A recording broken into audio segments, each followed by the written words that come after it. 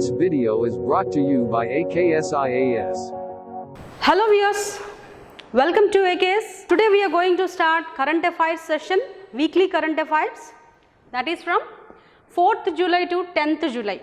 So 4th July నుంచి 10th July మధ్యలో మనకి ఇంటర్నేషనల్ ఇష్యూస్, నేషనల్ ఇష్యూస్, అలాగే AP roundup, Telangana roundup, everything మనం చూద్దాం.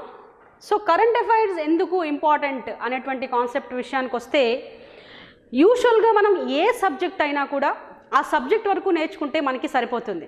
ఓకే, పాలిటీ అంటే it will be all about polity, అలాగే హిస్టరీ అంటే all about history. But current affairs అనేది it is about all subjects. So మనకి స్టాటిక్ డేటా అలాగే dynamic data ఉంటుంది ఎగ్జామినేషన్ పాయింట్ ఆఫ్ వ్యూలో. ఎనీ సబ్జెక్ట్ మనం నార్మల్గా దానికి సంబంధించిన స్టాటిక్ డేటాని ఎలాగో చదువుకుంటాం, దాన్ని ఆ స్టాటిక్ డేటాని డైనమిక్ డేటాతోటి మనం కలిపినప్పుడే మనకి ఫుల్ ఫ్లెడ్జ్డ్గా మనం ఒక సబ్జెక్ట్ని పూర్తిగా నేర్చుకున్నట్టు అవుతుంది.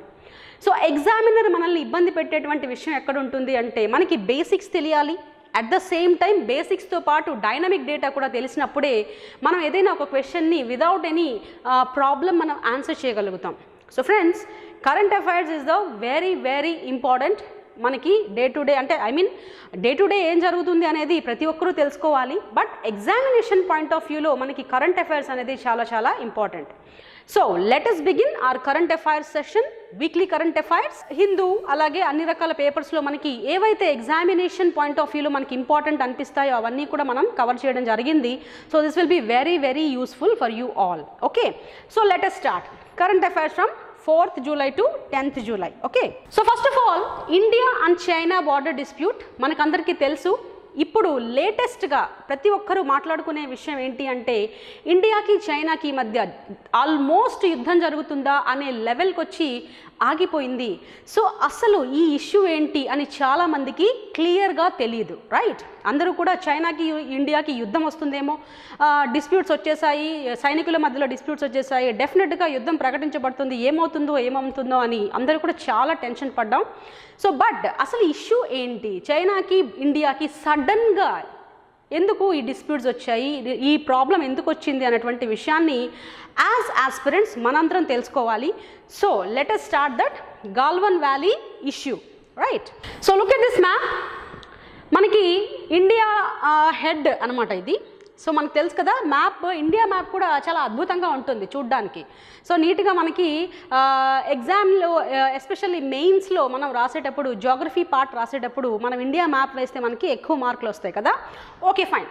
సో ఇక్కడ చూడండి, మనకి జమ్మూ అండ్ కాశ్మీర్ అలాగే లదాఖ్ ఇప్పుడు అవి యూనియన్ టెరిటరీస్ అయిపోయినాయి. ఒకప్పుడు ఇదంతా కూడా ఫ్రమ్ హియర్ ఆన్వర్డ్స్ ఇదంతా కూడా మనకి జమ్మూ అండ్ కాశ్మీర్ అంతా జమ్మూ అండ్ కాశ్మీర్ కిందకి వచ్చేది. ఈ మొత్తం ఒకే స్టేట్ కింద ఉండేది, జమ్మూ అండ్ కాశ్మీర్గా ఉండేది. బట్ ఇప్పుడు జమ్మూ అండ్ కాశ్మీర్ అనేది ఇట్ బికేమ్ యూటీ, రైట్? అలాగే లదాఖ్ అనేది కూడా ఇప్పుడు మనకి it also became one union territory, right? So మనం we are very concerned about Galwan issue. So Galwan issue అనేది ఇది గాల్వన్ వ్యాలీ, రైట్? సో చూడండి, ఎక్కడి నుంచి ఎక్కడికి మనకి గాల్వన్ వ్యాలీ ఉందో చూడండి. ఇదేంటిది? ఈ ఏరియా మొత్తం అక్సై చిన్ ఏరియా. ఇదంతా కూడా లదాఖ్కి సంబంధించినటువంటి ఏరియానే.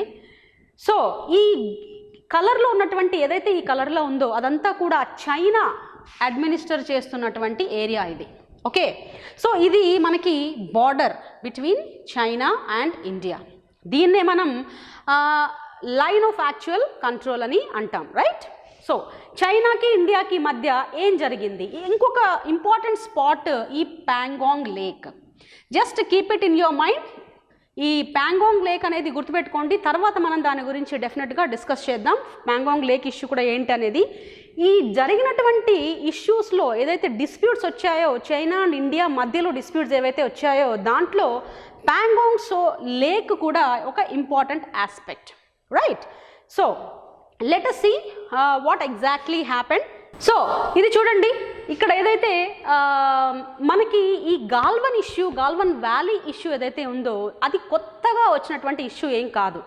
మరి ఎప్పటి నుంచి ఉంది ఈ ఇష్యూ అనేది చూస్తే మనకి 1962 నుంచి కూడా ఇష్యూ ఉంది, రైట్? సో 1962 నుంచి కూడా మనకి గాల్వన్ వ్యాలీ గురించి మనకి ఇష్యూస్ జరుగుతూనే ఉన్నాయి. అప్పుడు ఇష్యూ జరిగింది 1962లో మనకి వార్ జరిగింది. వార్ టైంలో ఈ గాల్వన్ వ్యాలీ ఇష్యూ కూడా అది కూడా అదే అక్కడ ఇంపార్టెంట్ ఇష్యూగా మనకి అప్పుడు కూడా ఉంది.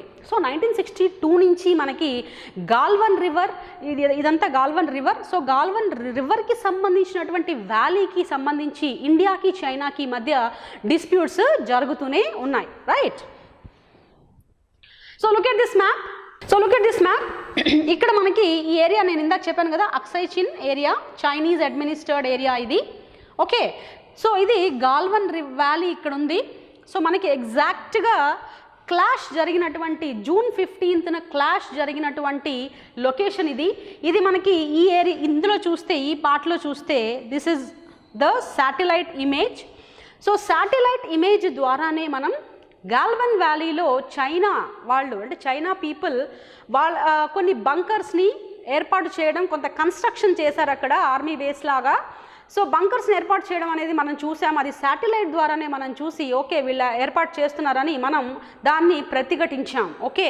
సో భారత్ కామ్గా ఉండదు డిస్ప్యూటెడ్ ఏరియాలో. ఏదైనా సరే ఇట్లాంటి చైనా అన్ఎక్స్పెక్టెడ్గా ఇలాంటివి చేసినప్పుడు, ఇలాంటి ప్రతికూల చర్యలు చేసినప్పుడు డెఫినెట్గా భారత్ అనేది కామ్గా ఉండడం అనేది జరగదు అని మనం నిరూపించాం. రైట్. సో ఇదంతా కూడా మనకి ఈ ఏరియా అంతా కూడా మనకి ఇండియా, అండ్ ఇది మనకి చైనాకి ఇండియాకి మధ్య ఉన్న border. Right. So look at this picture. ఇది మనం శాటిలైట్ ద్వారా ఎక్కడైతే ఈ ఏరియా ఉందో ఈ ఏరియాలో మనం శాటిలైట్ ద్వారా ఈ సర్కిల్ చూపిస్తుంది కదండి. సో ఈ ఏరియాలోనే మనకి బంకర్స్ ఏర్పాటు చేయడం అనేది జరిగింది. చైనా కన్స్ట్రక్ట్ ఏమేం చేసింది అనేది మనం శాటిలైట్ ద్వారా చూసినటువంటి పిక్చర్ ఇదే. ఓకే. సో గాల్వన్ ఇష్యూ తెలుసుకునే ముందు గాల్వన్ వ్యాలీ గురించి మనం కొంత ఇన్ఫర్మేషన్ తెలుసుకోవాలి. ఎందుకు అసలు గాల్వన్ వ్యాలీ ఏంటి? Okay. So first of all background ఏంటి ఇష్యూకి అని తెలుసుకోవాలంటే ముందు గాల్వన్ ఇంపార్టెన్స్ ఏంటో కూడా తెలుసుకోవాలి కదా. So let us find it out. First of all Galwan river valley ఎక్కడుంది? లదాఖ్లో ఉంది.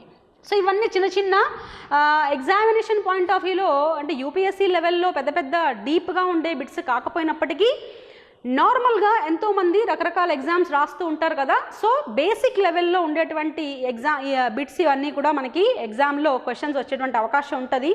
సమ్ టైమ్స్ చాలా గ్రూప్ 1లో కూడా ఒక్కొక్కసారి ఇలాంటి సిల్లీగా అంటే చాలా వెరీ వెరీ బేసిక్ బిట్స్ మనకి ఇవ్వడం జరుగుతుంది. సో మనం ఒక ఎగ్జామ్లో సక్సెస్ సాధించాలి అంటే బేసిక్ నుంచి very deep and very tough questions కూడా మనం ఆన్సర్ చేసి ఉండాలి. బేసిక్గా ఇచ్చినటువంటి బిట్కి అంటే బేసిక్గా ఇచ్చినటువంటి క్వశ్చన్కి ఎన్ని మార్క్స్ ఉంటాయో టఫెస్ట్ క్వశ్చన్కి కూడా అన్ని మార్క్స్ ఉంటాయి. So we should not leave the basic information as well as we should not leave anything. Right. ఎగ్జామ్లో మనం 100% సక్సెస్ సాధించాలి అంటే everything we should learn. Right. So ఇక్కడ గాల్వన్ వ్యాలీ అనేది మనకి లదాఖ్ ఏరియాలో ఉంది, లదాఖ్లో ఉంది. అక్కడ చాలా చాలా హార్ష్ క్లైమేట్ ఉంటుంది. అలాగే చాలా ఆల్టిట్యూడ్ అంటే చాలా హైట్లో ఉంటుంది. ఎందుకంటే మనకందరికీ తెలుసు మనం ఎక్కడైతే ఏరియా చూస్తున్నామో అదంతా కూడా they are all filled with Himalayan mountains. Right. So Himalayas ఉన్నాయి జమ్మూ అండ్ కాశ్మీర్ అంతా కూడా. సో మనకి ఈ సోకాల్డ్ హిమాలయాస్ 3 సెగ్మెంట్స్గా ఉన్నాయి. గ్రేటర్ హిమాలయాస్ అని, అలాగా మిడిల్ హిమాలయాస్ అని, అలాగే సోకాల్డ్ శివాలిక్స్ అని చెప్పి మనకి 3 సెగ్మెంట్స్గా మనకి ఉన్నాయి డివిజన్లో చూస్తే హిమాలయాస్ని. సో జమ్మూ అండ్ కాశ్మీర్ అంతా కూడా హిమాలయాస్తో నిండిపోయి ఉంది. సో గాల్వన్ వ్యాలీ కూడా చాలా చాలా హై ఆల్టిట్యూడ్లో ఉంటుంది, హై ఆల్టిట్యూడ్ టెరైన్లో ఉంటుంది. And it is very that Galwan valley is very close to Aksai చిన్. ఏంటి గాల్వన్ వ్యాలీ అక్సై చిన్తో క్లోజ్గా ఉంటే ఏంటి ప్రాబ్లం అంటారా? అక్సై చిన్ అనేది చైనా అడ్మినిస్టర్ చేస్తోంది. రైట్. సో చైనా అడ్మినిస్టర్ చేసేటువంటి ప్రాంతానికి చాలా చాలా దగ్గరగా ఉన్నటువంటి ఏరియానే మన గాల్వన్ వ్యాలీ. రైట్. అండ్ ఈ అక్సై చిన్ అనేది చైనా కంట్రోల్ చేస్తుంది. అండ్ ఇక్కడ ఈ గాల్వన్ వ్యాలీ అనేది ఆల్టిట్యూడ్ ఎంత ఆల్టిట్యూడ్ అంటే 14,000 feet. ఆ 14,000 feetని మనం మీటర్స్లో కన్వర్ట్ చేస్తే 4,250 meters హైట్లో మనకి ఈ గాల్వన్ వ్యాలీ ఉంది. రైట్. సో ఇది ఎప్పటి నుంచో కూడా డిస్ప్యూటెడ్ ఏరియా మనకందరికీ తెలుసు. అండ్ లైన్ ఆఫ్ కంట్రోల్ ఎందుకు ఇది డిస్ప్యూటెడ్ ఏరియా? యూజువల్గా మనం ఏదైనా ఒకటి అంటే బోర్డర్స్ని మనం వేరు చేసేటప్పుడు, బోర్డర్స్ దగ్గర మనం ఏదైనా సరిహద్దులు గీసేటప్పుడు, సరిహద్దు ఏర్పాటు చేసుకునేటప్పుడు డెఫినెట్గా క్లియర్ కట్గా ఏర్పాటు చేసుకుంటాం. మరి చైనాకి అండ్ ఇండియాకి మధ్య ఉన్నటువంటి సరిహద్దు లైన్ ఆఫ్ యాక్చువల్ కంట్రోల్ ఏదైతే ఉందో అది ఎందుకు క్లియర్గా లేదు అనేది మనం చూడాలి. సో ఎందుకు క్లియర్గా లేదు? Because of water bodies, snow, water bodies, altitude, rugged surface, ఇవన్నీ కూడా రీజన్స్. సో దానివల్ల కరెక్ట్గా మనకి ఈ రివర్స్ అలాగే ఈ రివర్ వ్యాలీస్ ఇవన్నీ కూడా ఈ లైన్ ఆఫ్ యాక్చువల్ కంట్రోల్ పరిధిలో వస్తున్నాయి కనుక దాన్ని ఎగ్జాక్ట్గా మనం డివైడ్ చేయలేము. ఎందుకంటే రివర్ అనేది యూజువల్గా దాని కోర్స్ ఆఫ్ ఫ్లో అనేది చేంజ్ చేసుకుంటూ ఉంటుంది. రివర్ కోర్స్ ఎప్పుడు రెగ్యులర్గా చేంజ్ అవుతూనే ఉంటుంది. సో ఇది ఇక్కడి నుంచి ఇక్కడికి మాది అని చెప్పడానికి వీలు లేకుండా ఉండేలాగా line of actual control area అంతా ఉంది. So it is filled with reverse, mountains, rugged surface. ఎగ్జాక్ట్గా డివైడ్ చేయడానికి వీలు పడదు. So that is the main reason. ఇప్పటికీ కూడా చైనా కొంత భాగం మాదంటుంది, అలాగే ఇండియా లేదు అది మాదంటుంది. ఎందుకంటే because of this reason they are not able to demarcate the line of actual control between India and China properly. Right, okay, fine. So look at this, మనం చూసుకున్నాం కదా ఇదంతా కూడా పాకిస్తాన్ అడ్మినిస్టర్డ్ కాశ్మీర్. ఇక్కడ మనకి ఏదైతే వైట్ ప్యాచెస్లో మనకి ఈ లైన్ ఉంది చూడండి, ఇప్పుడు ఇది ఇండియన్ కంట్రోల్లో ఉన్నటువంటి కాశ్మీర్ ఇది. ఇక మిగిలిన ఏరియా అంతా కూడా పాకిస్తాన్ అడ్మినిస్టర్డ్ కాశ్మీర్లో ఉంది. అలాగే ఇదంతా కూడా చైనీస్ అడ్మినిస్టర్డ్ అక్సై చిన్ ఏరియా అంతా కూడా చైనీస్ అడ్మినిస్టర్డ్ ఏరియాలో ఉంది. రైట్, ఈ ఏరియా అంతా కూడా లదాఖ్ రీజియన్ కిందకు వస్తుంది. మొత్తం కూడా లదాఖ్ రీజియన్ కిందకు వస్తుంది. It is one of the union territory and Jammu and Kashmir is also one of the union territory. Okay, so LAC అంటున్నాం, ఎల్ఓసి అంటున్నాం. చాలామందికి డౌట్ వస్తుంది, అసలు ఎల్ఏసి ఏంటి, ఎల్ఓసి ఏంటి? కాసేపేమో లైన్ ఆఫ్ కంట్రోల్ అంటారు, కాసేపేమో లైన్ ఆఫ్ యాక్చువల్ కంట్రోల్ అంటారు. వాట్ ఈస్ దిస్ అని అందరికీ చాలా డౌట్ ఉంటుంది. Right, so let me explain. So look at this one, look at this map.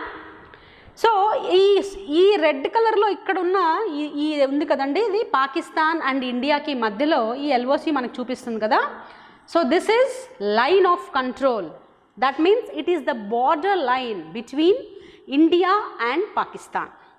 Okay, so India అంటే పాక్ ఆక్యుపైడ్ కాశ్మీర్కి అలాగే ఇండియన్ అడ్మినిస్ట్రేషన్ చేసే Indian administration అండర్లో ఉన్నటువంటి కాశ్మీర్కి మధ్యలో ఉన్నటువంటి ఈ లైనే ఇది లైన్ ఆఫ్ కంట్రోల్ అంటాం దాన్ని. That means line of control అంటే ఏంటి? ఇండియా అండ్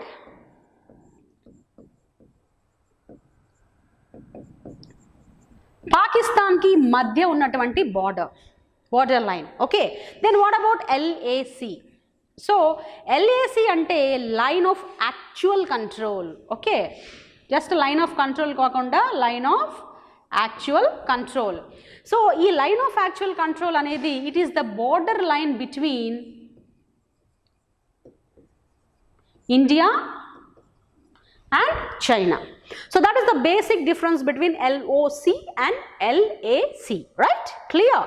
Okay, so ఇప్పుడు line of actual control అనేది I am saying it is poorly poorly demarcated. So ఇక్కడ మనకి when we see present ఎందుకు అంటే rivers ఉన్నాయి, సో rivers ఉన్నాయి, lakes ఉన్నాయి, snow caps ఉన్నాయి, ఇవన్నీ కూడా మనకి అడ్డంగా ఉన్నాయి. సో ఎప్పుడైనా కానీ రివర్స్ అనేవి వాటి షిఫ్ట్ అంటే కోర్సెస్ని షిఫ్ట్ చేసుకోవచ్చు. కొంతకాలం ఒకలా ప్రవహించిన ఏదైనా ఒక రివర్ కొంతకాలం ఇలా ప్రవహిస్తుంది అనుకోండి, కొన్ని రోజుల తర్వాత కొంచెం ఇది ఇలా వచ్చి కొద్దిగా దాని కోర్స్ చేంజ్ చేసుకునేటువంటి అవకాశం ఉంది. సో అలాంటి పరిస్థితుల్లో లైన్ ఆఫ్ యాక్చువల్ కంట్రోల్ అనేది పర్ఫెక్ట్గా డిమార్కేట్ చేయడం అనేది ఇటు ఇండియా వల్ల కానీ అటు చైనా వల్ల కానీ సాధ్యం కాదు. ఓకే, సో ఇక చైనీస్ అయితే మన సోల్జర్స్ ఎవరైతే మనందరి కోసం ఇండియాలో మనందరం హ్యాపీగా సేఫ్గా ఉండటం కోసం వాళ్ళ లైఫ్స్ని రిస్క్ చేసి అంత హైయెస్ట్ ఆల్టిట్యూడ్లో కూడా 24 hours మనల్ని గార్డ్ చేస్తూ ఉంటారు. వాళ్ళు అటు చైనా వాళ్ళు కానీ ఇటు ఇండియా వాళ్ళు కానీ సోల్జర్స్ అనేవాళ్ళు మనల్ని 24 hours గార్డ్ చేస్తూ ఉంటారు. Whether it is rugged surface or high altitude కావచ్చు, చలి కావచ్చు, ఏమైనా కావచ్చు. సో దట్ ఈస్ మన సోల్జర్స్ చేసేటువంటి వాళ్ళ యొక్క త్యాగమే మనం అందరం ఈరోజు హ్యాపీగా ఉన్నాం కదా. సో అలాగా సోల్జర్స్ అందరూ కూడా ఆ రెండు చోట్ల కూడా గార్డ్ చేస్తూ ఉంటారు. సో మెనీ టైమ్స్ ఈ రివర్స్ షిఫ్ట్ చేసుకోవడం వల్ల మన ఇండియన్ టెరిటరీని మనం అనుకోవడం వల్ల, లేదు ఇది చైనాలోకి వస్తుందని చైనా సోల్జర్స్ అనుకోవడం వల్ల చాలాసార్లు వీళ్ళు ఫేస్ టు ఫేస్ రావడం అనేది జరుగుతుంది. అయితే ఈ ఇండియా ఏమంటుంది చైనాని? చైనా చాలామంది థౌజండ్స్ ఆఫ్ సోల్జర్స్ని పంపించేస్తుంది ఇండియాలోకి. సో ఇండియా వాళ్ళు ఈ ఇండియా నుంచి ఇది 38,000 స్క్వేర్ కిలోమీటర్స్ అంటే 14,700 స్క్వేర్ మైల్స్ దాని ఇండియన్ టెరిటరీని ఆక్యుపై చేయాలని చైనా చూస్తోందని ఇండియా ఆరోపిస్తోంది. అలాగే మరి దాంతోపాటుగా ఇది యాక్చువల్గా ఈ ఇష్యూ అనేది మనకి 1962 నుంచి ఉందని మనం అనుకుంటున్నాం కదా. సో దీని గురించి టాక్స్ నడుస్తూనే ఉన్నాయి, ఇండియాకి చైనాకి మధ్య అప్పుడప్పుడు టాక్స్ నడుస్తూనే ఉన్నాయి. అయినప్పటికీ దీనికి సంబంధించి ఎటువంటి అంటే ప్రాబ్లం రిజాల్వ్ చేయడం అనేది ఇంతవరకు జరగలేదు. So they have failed to resolve the boundary disputes till date. India and China failed to resolve. అంటే తాత్కాలికంగా నామమాత్రంగా మాట్లాడుకోవడం చేస్తున్నారే కానీ కంప్లీట్గా దీన్ని రిజాల్వ్ చేయడం అనేది ఇప్పటి వరకు కూడా జరగలేదు, రైట్.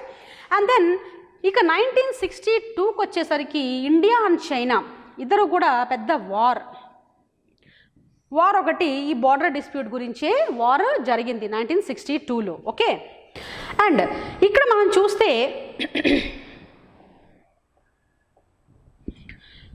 లాస్ట్ ఫైరింగ్ అనేది మనకి 1975.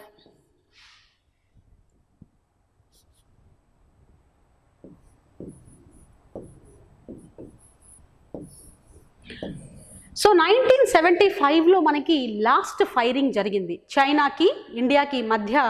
ఫైరింగ్ అంటే గన్స్ తోటి వెపన్స్ తోటి ఫైరింగ్ ఎప్పుడైనా జరిగిందా అంటే అది 1975. It was the last firing. So మరి అది కూడా నలుగురు అంటే ఒక 4 ఇండియన్ సోల్జర్స్ని చంపేయడం జరిగింది. 1975లో జరిగినటువంటి కాల్పుల్లో చనిపోవడం జరిగింది ఇండియన్ సోల్జర్స్. అది కూడా వాళ్ళు ఒక రిమోట్ పాస్ని క్రాస్ చేస్తున్నారని చెప్పి అరుణాచల్ ప్రదేశ్ దగ్గర చనిపోవడం అనేది జరిగింది.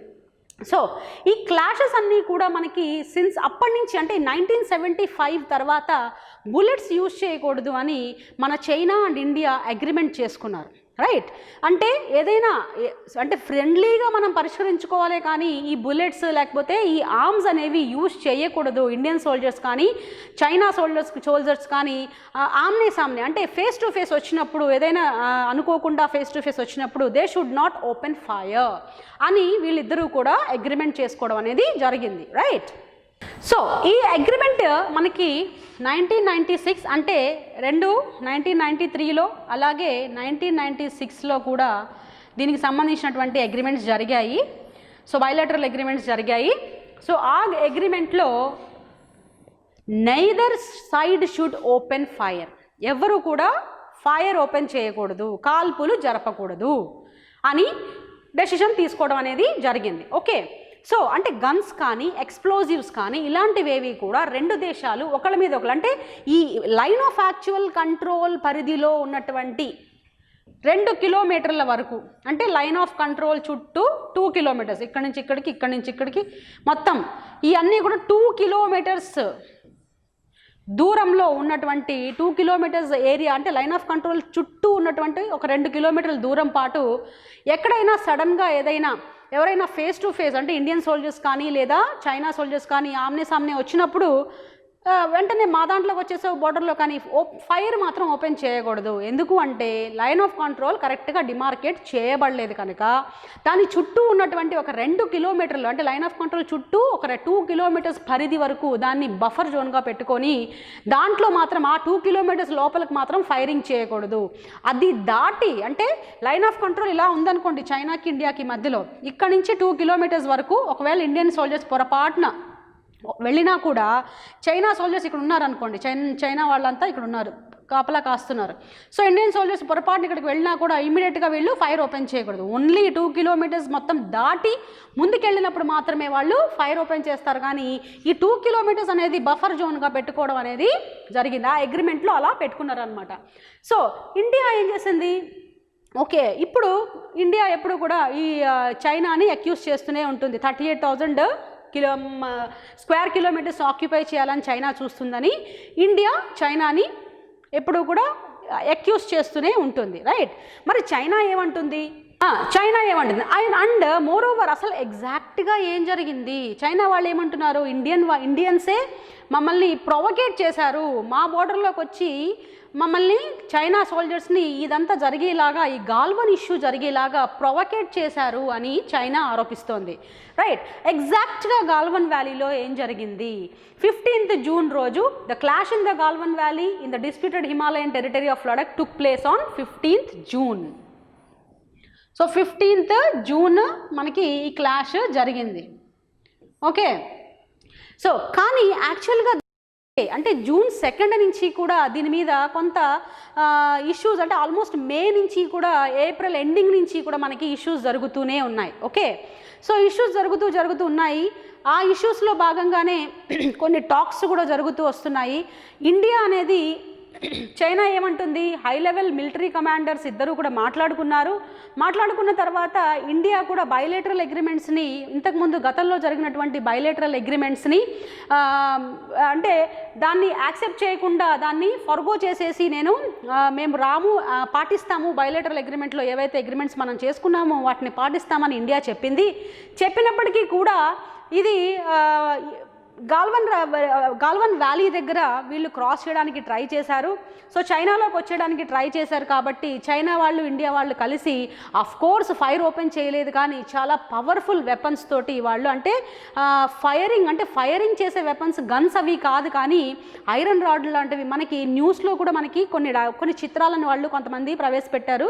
న్యూస్లో మనం చూసినట్లయితే ఒక రాడ్కి, ఇనుప రాడ్లకి జస్ట్ ఇట్లాగా నెయిల్స్ పెట్టేసి ఫైట్ చేసుకున్నట్టుగా, ఇలాంటి ఒక వెపన్స్ తోటి వీళ్ళు ఫైట్ చేసుకున్నట్టుగా మనకి కొన్ని చిత్రాలు ఇంటర్నెట్లో కూడా మిలిటరీ వాళ్ళు ఇచ్చినట్టుగా మనకి న్యూస్ వచ్చింది. రైట్, సో అంటే రాళ్లతో కొట్టుకోవడం, రకరకాల ఇనుప రాడ్లతో కొట్టుకోవడం అవన్నీ చేశారు, కానీ but they have not opened fire.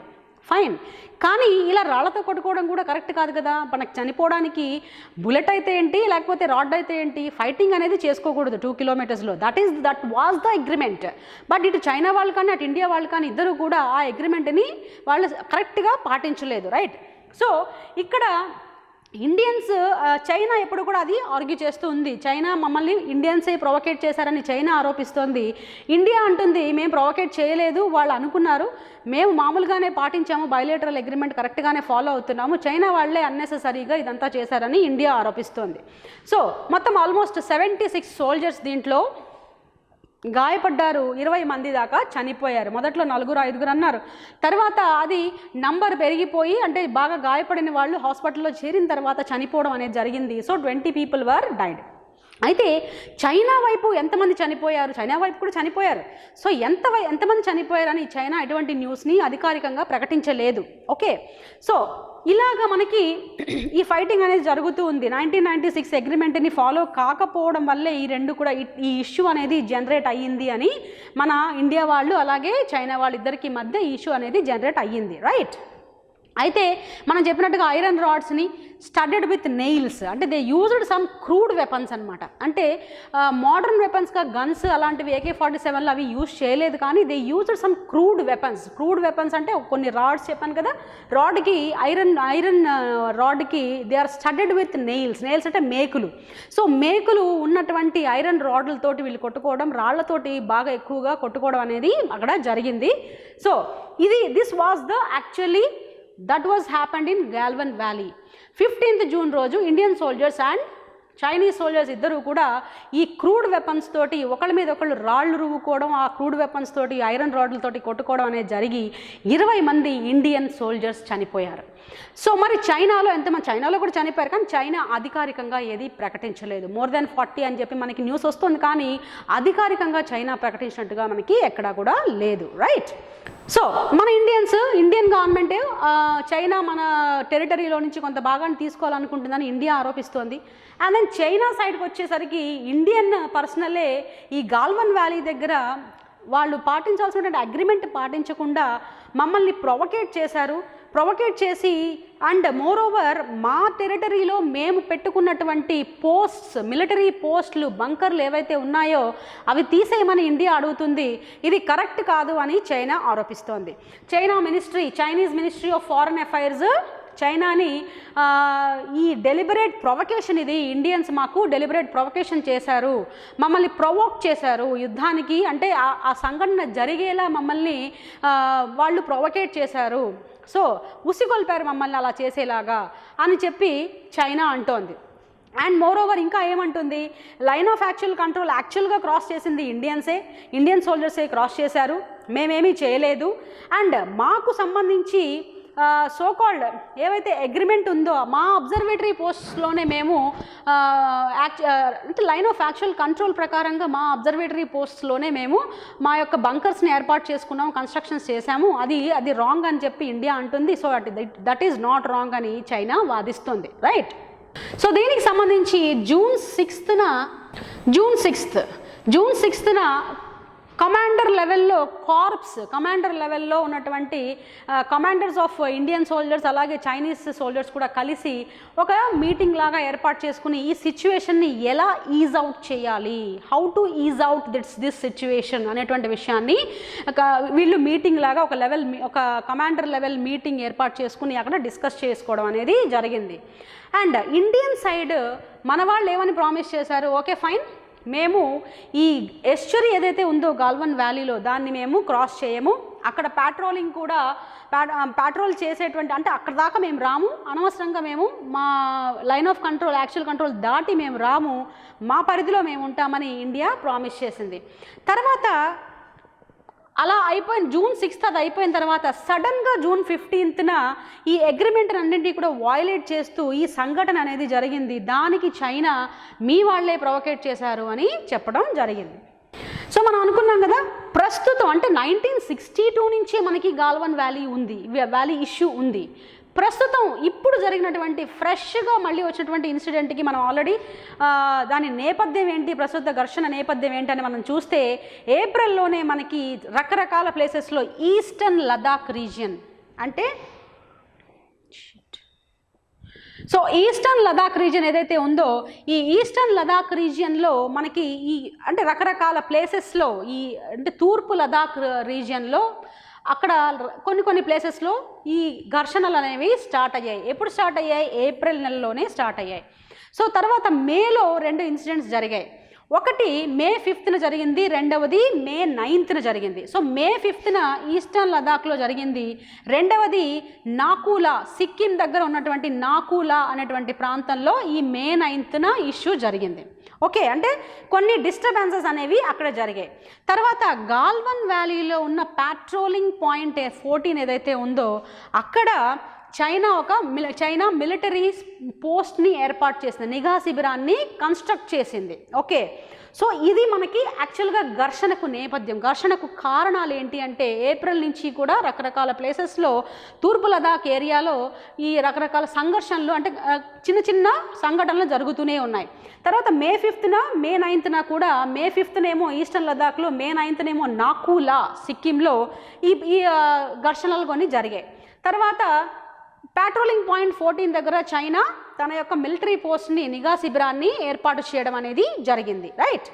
So June 15th already we discussed, మనకి క్లాష్ జరిగింది రియల్గా, అంటే చాలా మనకి ఈ మొత్తం ఇష్యూకి అంటే ఈ ఇష్యూ మొత్తం ఏదైతే ఏప్రిల్ నుంచి జరుగుతుందో దానికి ఫైనల్ పాయింట్ లాగా జూన్ 15th ఇండియాకి చైనాకి సోల్జర్స్కి మధ్య క్లాష్ జరిగి 20 సోల్జర్స్, ఇండియన్ సోల్జర్స్ చనిపోవడం అనేది జరిగింది.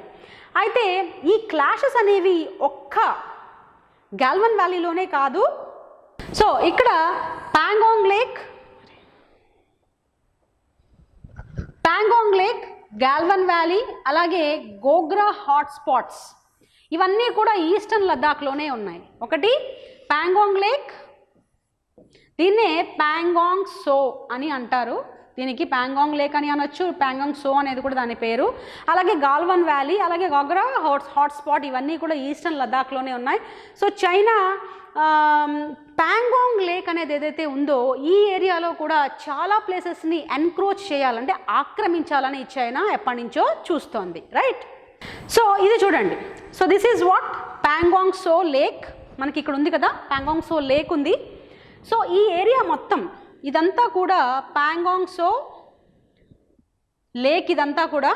సో ఈ లేక్ చుట్టూ ఉన్నటువంటి ఏరియాలో ఇక్కడ మనకి పాయింట్ చేస్తున్నాయి చూడండి, 1 2 3 ఈ పాయింట్ చేస్తున్నాయి కదా, ఇలా వీటిని ఫింగర్స్ అంటారండి. ఎందుకంటే మన హ్యూమన్ ఫింగర్స్ లాగా ఉంటాయి చూడ్డానికి, కాబట్టి వీటిని ఫింగర్స్ అంటారు. ఈ ఫింగర్స్కి నంబర్స్ ఇవ్వడం కూడా జరిగింది. మొత్తం 8 ఫింగర్స్ ఉన్నాయి.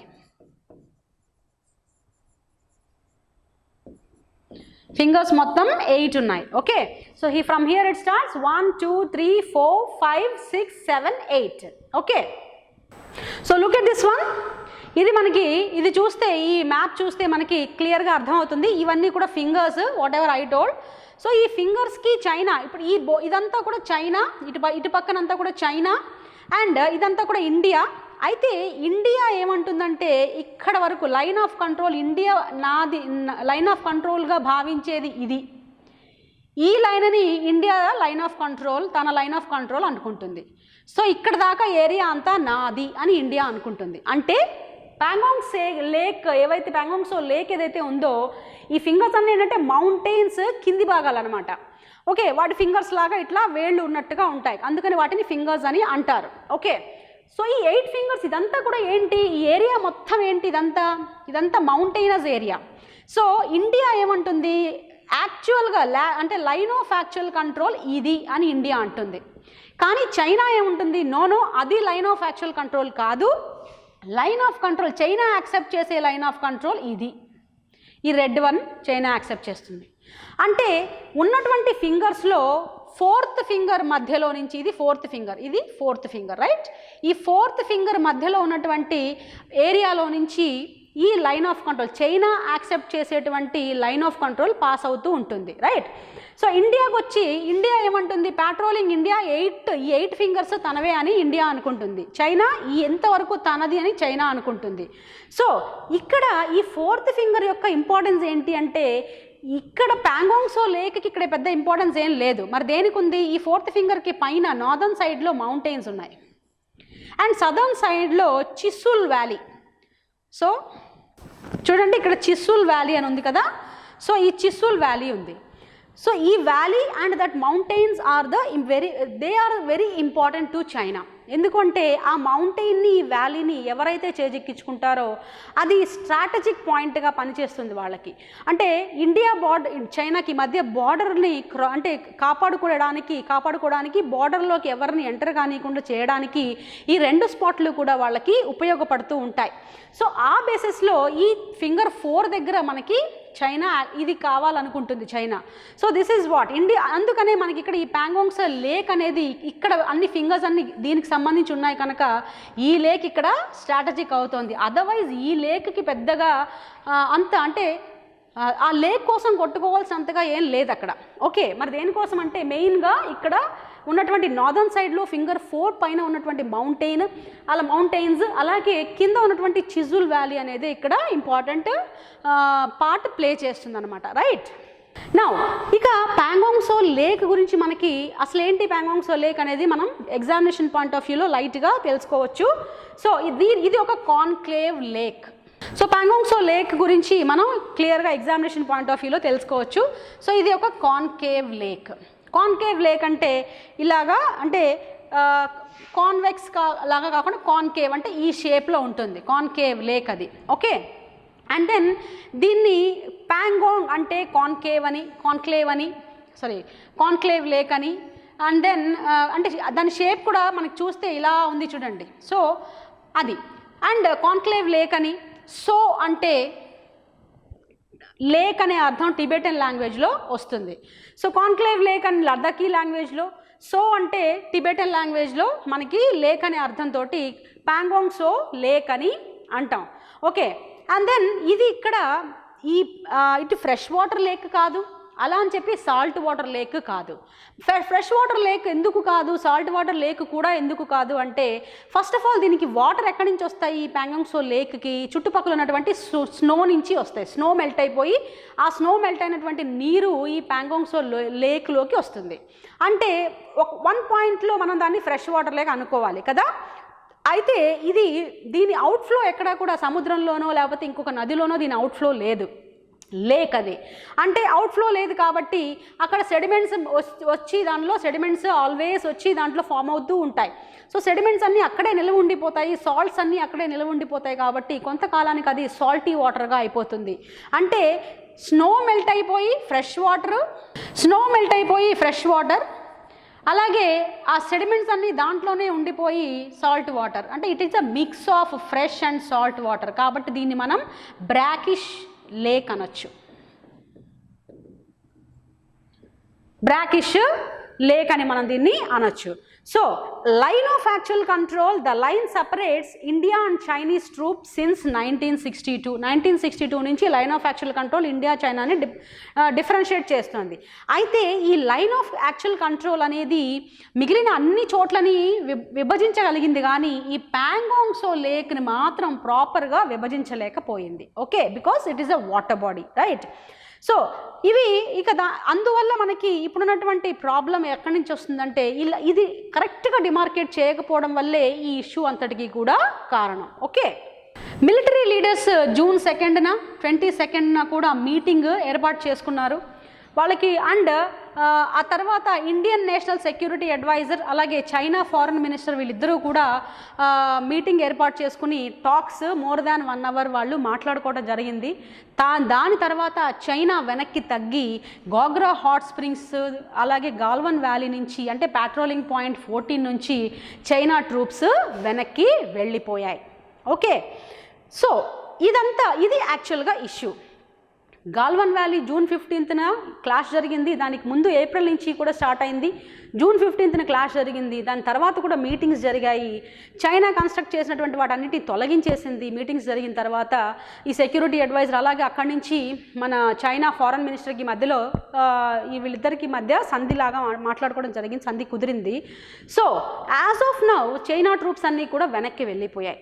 ఓకే, ఆ కన్స్ట్రక్షన్ ఏదైతే వాళ్ళు చేశారో అవన్నీ కూడా వాళ్ళు డిస్మాంటిల్ చేసేసి మొత్తానికి వాళ్ళు వెనక్కి వెళ్ళిపోవడానికి ఒప్పుకున్నారు. సో ఇక్కడతోటి గాల్వన్ ఇష్యూ అనేది మనకి కంప్లీట్ అయ్యింది, రైట్? అయితే గాల్వన్ ఇష్యూ వల్ల ఎలాంటి ప్రాబ్లమ్స్ అరైజ్ అయ్యాయి, మన ఇండియాలో మన గవర్నమెంట్ ఎలాంటి స్టెప్స్ తీసుకుంది, చైనా మనకి విరుద్ధంగా ఇలాంటి బార్డర్ డిస్ప్యూట్స్లోకి పదస్తమానం ఇండియాని లాగుతోంది కనుక చైనాకి సరిగ్గా మనం బుద్ధి చెప్పాలా, ఎలా బుద్ధి చెప్పాలి, సో మన ఇండియాని మనం సెల్ఫ్ మోటివేటెడ్గా ఎలా ఉంచుకోవాలి, ఏ విధంగా మనం ఏం చేయాలి అనేది కొన్ని ఇష్యూస్ జరిగాయి. అంటే consequences of this Galwan issue అవేంటో మనం ఇప్పుడు చూద్దాం. సో ఫస్ట్ ఆఫ్ ఆల్ ఈ ఇష్యూలో భాగంగా జరిగినటువంటి అంటే మోడిఫికేషన్ ఏంటి, ఇండియన్ గవర్నమెంట్ ఏం చేసిందంటే first boycott China. So boycott China, ఎందుకు బాయ్కాట్ చైనా, అసలు ఏంటి బాయ్కాట్ చైనా అంటే మనం యూజువల్గా మన ఇంట్లో మీరే చూడండి, ప్రతి ఒక్కరి ఇంట్లో కూడా ఎన్నో వస్తువులు మనం కొంటూ ఉంటాం. మొబైల్ దగ్గర నుంచి చిన్న అంటే ఆడవాళ్ళు ఉపయోగించేటువంటి కిచెన్లో ఉపయోగించేటువంటి అప్లయన్సెస్ అలాగే కిచెన్లో ఉపయోగించేటువంటి క్రాకరీ ఏదైతే ఉంటుందో అన్ని చాలా వరకు అవి చైనా మేడే ఉంటాయి. Okay, we are used to buy the China goods. Phones కానీ ఎలక్ట్రానిక్ ఎక్విప్మెంట్ కానీ ఎలక్ట్రికల్ ఎక్విప్మెంట్ కానీ ఇలాగా ఒక ఎలక్ట్రానిక్ ఎక్విప్మెంట్ నుంచి కిచెన్లో మనం వాడేటువంటి క్రాకరీ వరకు మనం చాలావి చైనీస్ ఐటమ్స్ మనం కొంటూ ఉంటాం. అదే కాదు, ఈవెన్ ఫుడ్లో కూడా మనం చైనాని ఫాలో అయిపోతూ ఉంటాం కదా. నూడిల్స్ అలాగే రకరకాల ఫుడ్ మనం చైనీస్ ఫుడ్ ఎంజాయ్ చేస్తూ ఉంటాం. సో ఫస్ట్ ఈ ఇష్యూ జరగంగానే ఇండియన్ గవర్నమెంట్ ఏం ఇంప్లిమెంట్ చేయాలనుకుంది, ఈ చైనా గూడ్స్ని బాయ్కాట్ చేయాలనుకుంది. సో చైనా గూడ్స్ అంటే ఏ గూడ్స్ని బాయ్కాట్ చేయాలనుకుంది, ఎందుకు అనుకుంది? సో ఫస్ట్ ఆఫ్ ఆల్ చూడండి, ఇక్కడ మనకి ఫస్ట్ అండ్ ఫార్మోస్ట్ ఇండియా చైనాలో ఉన్నటువంటి చైనాకి సంబంధించినటువంటి 59 యాప్స్ని బ్లాక్ చేయాలి అనుకుంది. ఓకే, 59 యాప్స్ని అంటే టిక్టాక్ మనందరికీ తెలుసు కదా, మాట్లాడితే మనకి ఫోన్లో అన్ని టిక్టాక్ వీడియోలు వస్తూ ఉంటాయి. చాలామంది టిక్టాక్ వీడియోల్లో ఫేమస్ అయిపోయిన వాళ్ళు ఉన్నారు కదా. సో టిక్టాక్ వీడియోలు మనం కూడా చూసుకుంటూ ఎంజాయ్ చేస్తూ ఉంటాం వాట్సాప్లో, రైట్? సో ఆ టిక్టాక్ కూడా చైనీస్ యాపే. ఓకే, సో అలాగా ప్రతి ఒక్కటి చాలా యాప్స్ ఉన్నాయి, జూమ్, ఇలా రకరకాల యాప్స్ ఉన్నాయి. అంటే టిక్టాక్ లాంటివి ఎన్నో యాప్స్ ఉన్నాయి. మనం వాడేటువంటి యాప్స్లో చాలా వరకు చైనాలో చేసినటువంటి యాప్స్ అవి. ఓకే, సో 59 యాప్స్ని బాయ్కాట్ చేయాలి, అంటే కంప్లీట్గా వాటిని అసలు వాడకూడదు అని ఇండియన్ గవర్నమెంట్ డిసైడ్ చేసింది. దాని తర్వాత India should not import power equipment from China. Electrical point of వ్యూలో ఎన్నో ఎక్విప్మెంట్ మనం పవర్ గ్రిడ్స్కి సంబంధించి కానీ ఇలాంటి అంటే చాలా వాటికి చాలా మెషినరీకి పవర్ గ్రిడ్స్కి సంబంధించి మనం ఎక్విప్మెంట్ని చైనా నుంచి ఇంపోర్ట్ చేసుకుంటాం చీప్గా, ఎందుకంటే చైనా ఇంపోర్ట్స్ మనకి కొంచెం చీప్గా పడతాయి. సో ఆ చైనా నుంచి మనం ఇంపోర్ట్ చేసుకుంటూ ఉంటాం. సో ఆ ఇంపోర్ట్స్ని వద్దు, ఎందుకంటే మనకి దానివల్ల ఇష్యూస్ వచ్చేటువంటి అవకాశం ఉంది. మాల్వేర్ ఇష్యూస్ అంటే ట్రోజన్ లాంటి మాల్వేర్ ఇష్యూస్ వచ్చేటువంటి అవకాశం ఉంది, కనుక వాటిని యూజ్ చేయకూడదు అని గవర్నమెంట్ డెసిషన్ తీసుకుంది, right. And then state power distribution companies కూడా నాట్ ఓన్లీ సెంటర్, స్టేట్కి సంబంధించినటువంటి పవర్ డిస్ట్రిబ్యూషన్ కంపెనీస్ కూడా అటు పాకిస్తాన్ నుంచి అలాగే చైనా ఫర్మ్స్ నుంచి ఎక్విప్మెంట్ని కొనకూడదు అని గవర్నమెంట్ కేంద్ర ప్రభుత్వం నిర్ణయం తీసుకుంది, రైట్. అండ్ ఇది కాకుండా minister for road transport and highways ఈయన ఏమన్నారు, చైనా కంపెనీస్ని మన రోడ్ ప్రాజెక్ట్స్ పార్టిసిపేట్ చేయడానికి యాక్సెప్ట్ చేయకూడదు అన్నాడు. ఓకే, రోడ్డు ప్రాజెక్ట్స్లో కూడా చైనా పాల్గొనకూడదు అన్నాడు. అండ్ దెన్ సో గవర్నమెంట్ ఏం చేస్తుంది, మమ్మల్ని ఆక్యుపై చేయాలని, మా భూభాగాలని కబ్జా చేయాలని మీరు అనుకుంటే మీతోటి మేము చేసేటువంటి బిజినెస్లన్నీ ఆపుతాము అని చైనాకి తెలియజేయాలనుకుంది. అఫ్ కోర్స్ చైనాకి ఒక్క ఇండియానే కాదు, ఎన్నో రకాల దేశాలతోటి చైనాకి బిజినెస్ ఉంది. ఓకే, ఇండియా ఇవన్నీ కూడా ఆపడం వల్ల ఇండియాకి కూడా నష్టం ఉంది. ఎకనామికల్గా చైనా నుంచి ఇంపోర్ట్ చేసుకునేవి మనకి కొంత చీప్గా పడినప్పటికీ కూడా మనం మన యొక్క ఏదైతే ఈ చైనాకి సంబంధించి చైనా వాళ్ళు మనల్ని ఇబ్బంది పెడుతున్నటువంటి బార్డర్ డిస్ప్యూట్లో మన భూభాగాల మీద కన్నేసినప్పుడు మనం సరిగా జవాబు చెప్తాము, మేము మీతోటి ఏ విషయంలోనూ కూడా కోఆపరేట్ చెయ్యము అని ప్రధానమంత్రి చెప్పాలనుకున్నాడు. మన దేశాన్ని మొత్తానికి అంటే ఆన్ బిహాఫ్ ఆఫ్ ఇండియా ప్రధానమంత్రి ఆ డెసిషన్ తీసుకున్నాడు.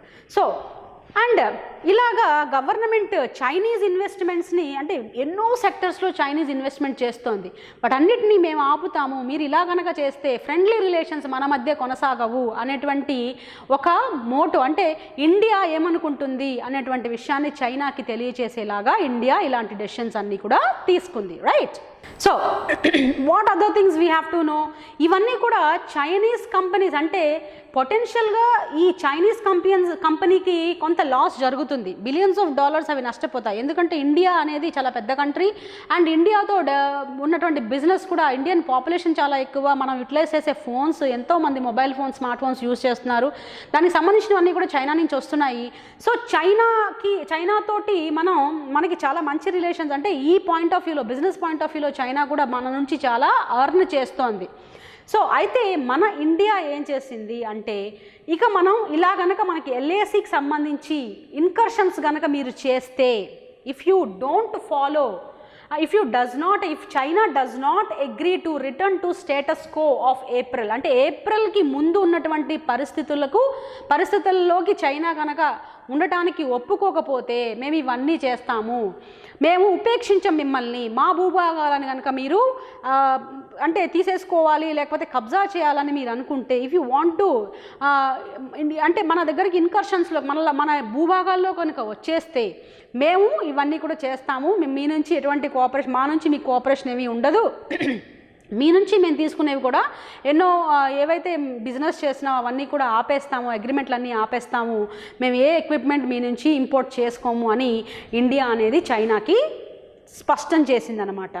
సో యూజువల్గా మనకి ఎన్నో అంటే ఇండస్ట్రీస్కి సంబంధించి కానీ ఆటో కాంపోనెంట్స్ కానీ ఇవన్నీ కూడా ఫార్మాస్యూటికల్ అంటే మెడిసిన్స్కి సంబంధించి ఎన్నో రకాల మెడిసిన్స్ కానీ ఫార్మాస్యూటికల్ ఇండస్ట్రీస్కి సంబంధించినవన్నీ కూడా మనం చాలా వరకు కూడా నియర్లీ 70 to 90% ఇవన్నీ కూడా మనకు చైనా నుంచే వస్తున్నాయి. అఫ్ కోర్స్ మనం కూడా ఇబ్బంది పడతాం, చైనాతో ఇవన్నీ క్యాన్సిల్ చేసుకుంటే మనకి ఇబ్బందే, బట్ స్టిల్ మనకి మన యొక్క సావరెంటీ చాలా చాలా ఇంపార్టెంట్. ఓకే, మా సార్వభౌమత్వం మాకు ఇంపార్టెంట్, మేము ఏదైనా కానీ సొంతంగా చేసుకోగలుగుతాం, వీఆర్ నాట్ డిపెండెంట్, ఇవన్నీ ఉన్నాయి కాబట్టి మేము తగ్గి ఉంటాం అనేటువంటి క్వశ్చనే లేదు, మా సావరెంటీ మాకు ఇంపార్టెంట్ అని ఇండియా ఒక్కదాటిగా అంటే చెప్పడం అనేది జరిగింది. Right. This video is brought to you by AKSIAS.